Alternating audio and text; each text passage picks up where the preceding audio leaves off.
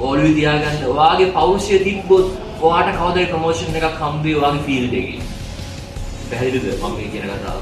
පෞරුෂය තියෙන මිනිස්සු තමයි ප්‍රොමෝෂන් එක හදාගෙන එයාගේ වෘත්තිමය ජීවිතයේ ඉස්සරහට යන්නේ. හැමෝටම කියන්නේ මම කලින් කියලා තියෙනවා. තේරුණාද? පෞරුෂය තියෙන මිනිස්සු තමයි මොකද්ද? එයාගේ වෘත්තිමය ජීවිතේ ඉස්සරහට යන්නේ. එයාගේ ඉලක්ක වලට යන්නේ බය නැතුව. ගොඩක් ළමයින්ට පන්ති ඉස්සරහට ඇවිල්ලා ස්පීච් එකක් අතද කරන්න බෑ ලංකාවේ. පන්ති ළමයි 40ක් ගත්තට පන්ති ළමයි 10කටවත් ඒ දේ කරන්න බෑ. ඕගොල්ලෝ දන්නව ඇති. දැන් තමයි.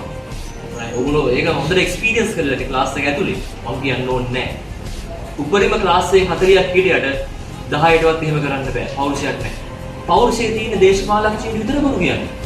හා? පෞරුෂයේ තියෙන්නේ දේශපාලකයන් විතර බොරු කියන්නේ. මම ඕගොල්ලන්ගෙන් අහනවා. මම මේ ඕගොල්ලන්ට මම ඇඩ්‍රස් කරන්න ඔයාගේ බ්‍රේන් එක not heart. මට ඔයාගේ හදවත දිනා ගන්න අවශ්‍ය නැහැ. මම මේ වාගේ අනාගතයට අවශ්‍ය උපදේශක් මේ කියන්නේ. මම ඔයාගේ අමතන්නේ ඔයාගේ බ්‍රේන් එකට, ඔයාගේ මොළයට. මම මේ කියන දේ ඔලුවට ගන්න.